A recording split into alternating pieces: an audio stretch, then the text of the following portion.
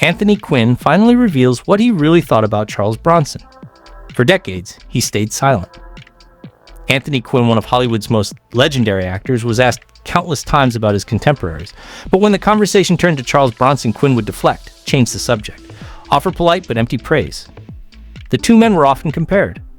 Rugged, physical actors who projected raw masculinity and danger on screen.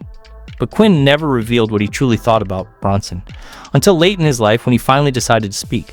And what he said wasn't what anyone expected. This wasn't jealousy. This wasn't rivalry. This was something far more profound. A recognition between two men who had clawed their way up from nothing, who understood hunger, struggle, and the cost of survival. And when Quinn finally broke his silence about Charles Bronson, he revealed a truth that changed how the world understood both of them. This is the story Anthony Quinn waited decades to tell. Anthony Quinn was born Manuel Antonio Rodolfo Quinn Oaxaca on April 21st, 1915 in Chihuahua, Mexico. His life story was a testament to perseverance and reinvention. The son of a Mexican father of Irish descent and a Mexican mother, Quinn experienced hardship early in life. His family moved to Los Angeles during his childhood, where poverty shaped his formative years. Quinn worked various manual jobs, including boxing and construction, to help support his family. Experiences that later lent authenticity and grit to the characters he portrayed on screen. A pivotal moment in Quinn's life came through his interest in art and architecture. He studied under the legendary architect Frank Lloyd Wright, who encouraged him to pursue acting after recognizing his expressive power and distinctive presence. This guidance set Quinn on a path that would ultimately transform him into one of Hollywood's most enduring stars. Quinn began his acting career in the 1930s, often cast in minor or stereotypical ethnic roles due to the limitations imposed by Hollywood at the time. Despite these obstacles, he steadily honed his craft, determined to transcend typecasting.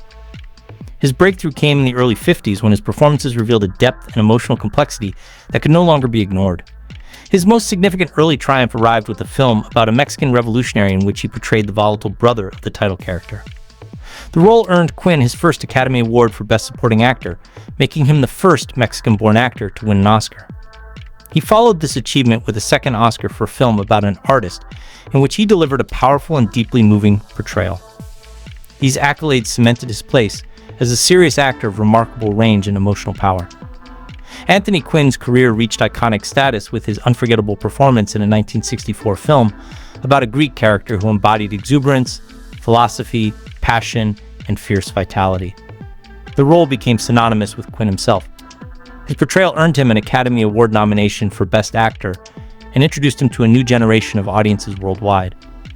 The character was not merely a role. He became a symbol of joy, resilience, and the indomitable human spirit, qualities that reflected Quinn's own outlook on life. Throughout his career, Quinn appeared in more than 150 films, working across genres and languages. He portrayed historical and religious figures, bringing dignity and complexity to characters who might otherwise have been reduced to archetypes. His ability to convey both strength and vulnerability made his portrayals resonate deeply with audiences across cultures. Beyond acting, Anthony Quinn was also a gifted painter, sculptor, and writer. His artwork was exhibited in galleries around the world, reflecting his deep appreciation for beauty, form, and cultural expression. Quinn believed that creativity was not limited to one medium, and he approached art with the same passion and fearlessness that defined his acting career. His written works, including memoirs, offered insight into a man who constantly questioned identity, purpose, and the meaning of success. Anthony Quinn's personal life was as expansive, complicated, and passionate as the larger-than-life characters he portrayed on screen. His marriages and relationships unfolded over many decades and reflected both his intense devotion to family and his inability to restrain his restless, impulsive nature. Anthony Quinn married an actress in 1937, a union that firmly connected him to the inner circle of Hollywood royalty. She was the adopted daughter of a legendary director and producer, one of the most powerful figures in the film industry at the time. For the young Quinn, who had grown up in poverty after immigrating from Mexico, the marriage represented both emotional stability and professional opportunity. During their long marriage, Anthony and his first wife had 5 children, and for many years they maintained the outward appearance of a solid Hollywood family. However, Quinn's personal demons, intense temperament, and insatiable appetite for life began to strain the marriage. As his fame increased, so did his reputation for infidelity. He openly acknowledged later in life that he was often unfaithful, driven by impulse, ego, and a desire for constant emotional and physical stimulation. These repeated betrayals caused deep pain and eroded the foundation of trust. After nearly 3 decades together, their marriage finally ended in divorce in 1965. In 1966, just a year after his first divorce, Anthony Quinn married an Italian costume designer who was significantly younger than him. She brought a European sensibility and artistic temperament into Quinn's life, and their relationship initially offered him a renewed sense of passion and emotional reinvention. Together they had 3 children, and for a time Quinn appeared committed to building another family life. Despite the appearance of domestic stability, this marriage too was deeply affected by Quinn's inability to remain faithful. Over the course of his second marriage, he carried on relationships with other women, eventually fathering additional children. These affairs contributed to his image as a charismatic but deeply flawed romantic figure, admired for his passion yet criticized for the pain he left in his wake. By the 1990s, after more than 3 decades together, his second marriage had deteriorated beyond repair. The divorce was bitter and highly publicized, reflecting the accumulated damage of years of unresolved conflict. Following the dissolution of his second marriage, Anthony Quinn married again, formalizing a relationship that had already profoundly altered his personal life. Despite his advanced age at the time, Quinn remained energetically involved in family life, embracing fatherhood once more and expressing pride in his children. If this story about Anthony Quinn touches your heart, please share it with someone who needs to hear it. For decades, Anthony Quinn was asked about many of his legendary contemporaries, yet he remained notably reserved when the conversation turned to Charles Bronson. The 2 men were often mentioned in the same breath, rugged physical actors who projected raw masculinity and an unmistakable sense of danger on screen. Only later in life did Quinn finally choose to speak candidly about Bronson, offering reflections that were neither sensational nor dismissive, but deeply revealing of his respect for the man behind the intimidating image. Quinn acknowledged that Bronson's screen persona was often misunderstood. "People saw Charles as this unbreakable wall of stone," Quinn said, "but that was only the armor he wore for the world. Beneath it was a man who had clawed his way up from nothing."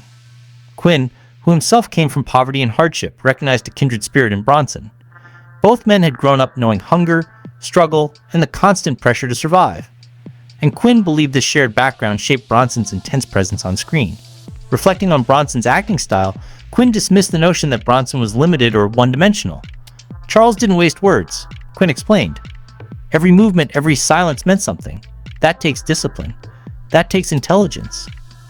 Quinn admired how Bronson could dominate a scene without grand speeches or theatrical gestures, relying instead on a quiet, simmering intensity that audiences found impossible to ignore. Quinn also addressed Bronson's reputation as a tough, sometimes unapproachable figure in Hollywood. He was guarded, Quinn admitted, and for good reason. "When you come from where we came from, you don't trust easily."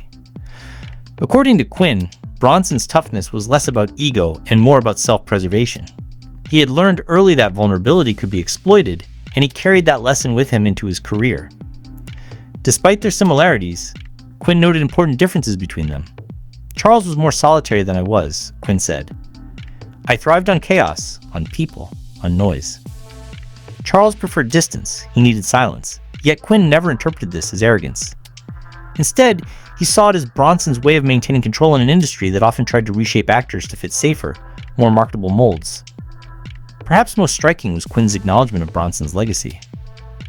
Charles became a symbol.